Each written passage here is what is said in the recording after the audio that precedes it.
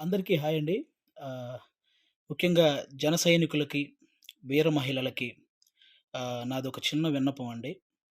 నేను ప్రొఫెషనల్‌గా కమెడియన్ అయ్యుండొచ్చు గానీ, పర్సనల్‌గా 80% మార్కులతో బీటెక్ కంప్లీట్ చేసి, ఈ సమాజం మీద, రాజకీయాల మీద, అలాగే వ్యక్తుల మీద, విలువల మీద, అన్నిటి మీద అవగాహన కలిగిన ఒక వ్యక్తిని నేను కూడా. ఆంధ్రప్రదేశ్‌లో ఓటు హక్కు ఉంది కాబట్టి, జరుగుతున్న విషయాల మీద మాట్లాడే హక్కు నాకు కూడా ఉందని నేను మాట్లాడుతున్నాను. అంటే జనసేనకి 24 సీట్లు అని అనౌన్స్ చేయగానే చాలామంది పవన్ కళ్యాణ్ గారిని తిడతన్నారు. కొంతమంది అలుగుతున్నారు. కొంతమంది అసంతృప్తి చెందుతున్నారు. ఇంకొంతమందయితే మోసిన జెండానే కిందేసి కాలుస్తున్నారు. ఇంకొంతమందయితే వేసిన స్టిక్కర్స్‌ను లాగేసి పీకేస్తున్నారు. ఇవన్నీ చూసి నిజంగా మనసుకి చాలా చాలా చాలా బాధనిపించింది. ఒక్కసారి ఆవేశంతో కాకుండా మీ ఆత్మ సాక్షిగా ఆలోచించి చెప్పండి. తను నమ్ముకున్న ప్రజలను కానీ, తనతో నడుస్తున్న నాయకులను కానీ, మోసం చేసే వ్యక్తిత్వం పవన్ కళ్యాణ్ గారికుంటుందా అండి? పెట్టిన పార్టీకి సపోర్ట్ చేసే మనమే ఇంత ఆలోచిస్తే, ఒక పార్టీ పెట్టిన వ్యక్తి ఇంకెంత ఆలోచించుంటాడు? ఒక డెసిషన్ తీసుకోవడానికి తనలో తాను ఎంత మదనపడి ఉంటాడు? ఇది ఒక్కసారి ఆలోచించాలని మనస్ఫూర్తిగా కోరుకుంటున్నాను. 10 సంవత్సరాలుగా ఎటువంటి అవినీతి చెయ్యకుండా, తన సొంత కష్టార్జితంతో పార్టీని నడుపుతున్న గొప్ప నాయకుడు పవన్ కళ్యాణ్ గారు. అలాంటి వ్యక్తి గురించి మన శత్రువులు మాట్లాడినట్టు మనం కూడా మాట్లాడితే నిజంగా బాధ అనిపించిందండి. అంటే 24 సీట్లేంటి? అదేంటి? ఇదేంటి? అని. 2019లో కనీసం ఆయన్ను కూడా గెలిపించుకోలేని మనం, అదేంటి? ఇదేంటి? అని అడిగే హక్కు నిజంగా మనకుందంటారా? అరే! చిన్న పరీక్ష ఫెయిల్ అయితేనే ఇంట్లో నుంచి ఒక 10 రోజులు బయటికి రాము. అలాంటిది ఇంత పెద్ద ప్రజా సంగ్రామంలో 2 చోట్ల ఓడిపోయి కూడా రెండో రోజే సమస్య అనగానే పరిగెత్తుకుంటూ ఎళ్లి ఆ సమస్యను సాల్వ్ చేసిన గొప్ప మనసు పవన్ కళ్యాణ్ గారిది. తన పిల్లల కోసం బ్యాంకులో దాచిన డబ్బును కూడా తీసి కౌలు రైతుల కష్టాలు తీర్చిన పవన్ కళ్యాణ్ గారి గురించా మనం ఇలాంటివన్నీ మాట్లాడేది. ఎన్నో సమస్యల మీద ఎంతోమందికి ఎన్నో రకాలుగా సహాయం చేసిన వ్యక్తిత్వం.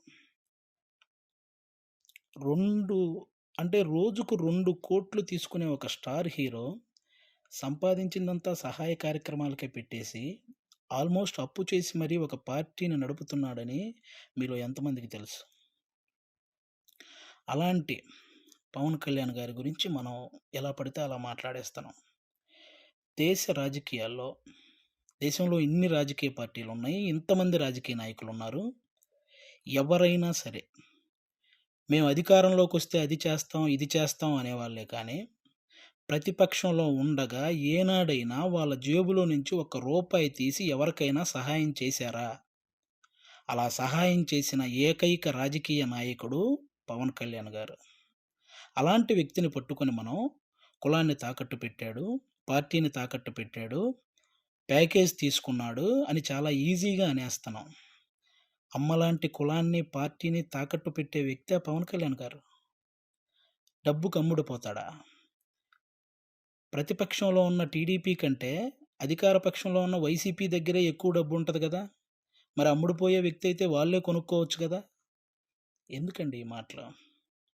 పవన్ కళ్యాణ్ గారు ప్రజలు పంచే ప్రేమకు బానిస కానీ, నాయకులు పంచే డబ్బుకి ఎప్పటికీ బానిస కాడు, అవ్వడు.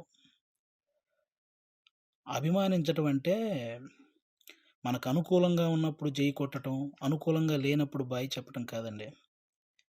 ఒక నాయకుడు ఎలాంటి డెసిషన్ తీసుకున్నా దానికి కట్టుబడి ఉండటాన్నే అభిమానించటం అంటారు. అదే నిజమైన అభిమానం అంటారు. అలా ఉండగలగాలి. ఎవరో రెచ్చగొట్టే మాటలు మన మీద కావాలని చూపించే జాలికి వాటిని చూసి మన నాయకుడిని మనమే ఎప్పుడూ తక్కువ చేసి మాట్లాడకూడదు. అలాగే టీడీపీ కార్యకర్తలకు కూడా నా నుంచి ఒక చిన్న విన్నపం అండి. 2014లో ఒక్క సీటు కూడా ఆశించకుండా పూర్తి మద్దతు చంద్రబాబు నాయుడు గారికి ప్రకటించారు. ఆ త్యాగాన్ని గుర్తించాలని మనస్ఫూర్తిగా కోరుకుంటున్నాను. అలాగే 2023లో 14 సంవత్సరాలు ముఖ్యమంత్రిగా చేసిన ఒక వ్యక్తిని, పేద కుటుంబాల్లో ఎంతోమంది పేద విద్యార్థులు వాళ్ళు ఐటీ జాబ్ చేయొచ్చు, అమెరికాలోకెళ్ళి సెటిల్ అవ్వచ్చు అని ఈ ఐటీని తెలుగు రాష్ట్రాల్లో ప్రతి ఒక్కరికి పరిచయం చేసినటువంటి చంద్రబాబు నాయుడు గారు లాంటి వ్యక్తి ఒక 70 ఏళ్ల పైబడిన వ్యక్తిని జైల్లో పెడితే నిజంగా చాలామందికి బాధ అనిపించింది. అలాగే పవన్ కళ్యాణ్ గారు అక్కడికెళ్ళి కలవడం జరిగింది. పొత్తు అనేది పెద్ద సభలు పెట్టి ఆడంబరగా చేసుకోవచ్చు. కానీ అలాంటి ఆడంబరాలు కోరుకోలేదు. అక్కడ కష్టాన్ని చూసాడు. ఆ జైలు ముందుకొచ్చి అక్కడే పొత్తును ప్రకటించాడు. ప్రకటించిన వెంటనే జన సైనికులందరికీ ఏం చూసించాడో తెలుసా? అవసరంలో మనం ఆదుకున్నాం కాబట్టి అనవసరంగా టీడీపీని ఎవరైనా తక్కువగా మాట్లాడడం కానీ, తప్పుగా మాట్లాడడం కానీ చేయొద్దని జన సైనికులందరికీ సూచించారు. ఒక సభలో మనం మాట్లాడేటప్పుడు జనసేన, టీడీపీ అని సంబోధిద్దాం. వాళ్ళు మాట్లాడేటప్పుడు టీడీపీ, జనసేన అని సంబోధిస్తారు అని కూడా చెప్పి కార్యకర్తల్లో ఒక ఉత్సాహాన్ని నింపారనమాట. అంటే ఒక పొత్తు ధర్మాన్ని ఇంతకంటే నిజాయితీగా పాటించే వ్యక్తి ఎవరైనా ఉంటారా? ఎక్కువ సీట్లు తీసుకొని ఇన్నే గెలిచాడా అనిపించుకోవటం కంటే, తక్కువ సీట్లు తీసుకొని అన్నీ గెలిచాడు అనిపించుకోవటం కరెక్ట్ అని భావించి 24 సీట్లకే పరిమితమయ్యారు. కాబట్టి టీడీపీ కార్యకర్తలందరికీ రేపొద్దున ఆ 24 చోట్ల టీడీపీ కార్యకర్తల ఓటు ట్రాన్స్‌ఫర్ ఖచ్చితంగా జనసేనకు జరగాలి. ఆయన త్యాగాన్ని రుణం తీర్చుకోవాల్సిన సమయం వచ్చిందని నేను అనుకుంటున్నాను. అలాగే పవన్ కళ్యాణ్ గారి మాటని గౌరవించి జనసేన కార్యకర్తలు కూడా టీడీపీ నిలబడ్డ ప్రతి చోట ఆ ఓటు ట్రాన్స్‌ఫర్ జరగాలని మనస్ఫూర్తిగా కోరుకుంటున్నాను. చాలామందికి ఈ 24 సీట్లేంటి, అదేంటి అని అసంతృప్తిగా ఉన్న వాళ్ళకి ఒక చిన్న ఎగ్జాంపుల్ చెప్తాను. మహేంద్ర సింగ్ ధోని క్రికెటర్ మీ అందరికీ తెలుసు. ఆయన వచ్చిన కొత్తలో స్టార్టింగ్‌లో డకౌట్ అయ్యాడు. ఆ తర్వాత మంచి మంచి షాట్లు కొట్టి ఒక 24 పరుగులు చేశాడు. ఇతనిలో గేమ్ ఉంది అని అందరికీ తెలిసేలా చేశాడు. ఆ తర్వాత గేమ్ చేంజర్ అయ్యాడు. ఆ తర్వాత గేమ్ విన్నర్ అయ్యాడు. ఫైనల్‌గా క్రికెట్‌నే శాసించాడు. మన నాయకుడు కూడా అంతే. స్టార్టింగ్‌లో 2 చోట్ల ఓడిపోయి ఉండొచ్చు. ఇప్పుడు 24 సీట్లతో 21 సీట్లతో అసెంబ్లీలోకెళ్ళొచ్చు. 3 పార్లమెంట్ సీట్లు గెలవచ్చు. రాజకీయం బాగా తెలిసినవాడు అని అందరూ అనుకోవచ్చు. ముందు ముందు ఆయనే గేమ్ చేంజర్ అవ్వచ్చు. ఆయనే గేమ్ విన్నర్ అవ్వచ్చు. మీరు చూస్తుండగానే ఈ రాజకీయాల్ని శాసించొచ్చు. కాబట్టి ఎప్పుడు ఎవరిని తక్కువగా, అంత ఈజీగా ఒక పార్టీ నడిపే అధ్యక్షుడు ఎంత ఆలోచించుంటే ఇవన్నీ చేస్తుంటాడని గుర్తుపెట్టుకొని మాట్లాడాలని మనస్ఫూర్తిగా కోరుకుంటున్నాను. ఆయన నిలబడ్డ 24 సీట్లు గెలిపించి ఒక మంచి పొజిషన్‌లో ఉంచండి. మన మనసులో ఉన్న పొజిషన్‌కి ఆయనే చేరుకుంటారు. థ్యాంక్ యూ అందరికీ.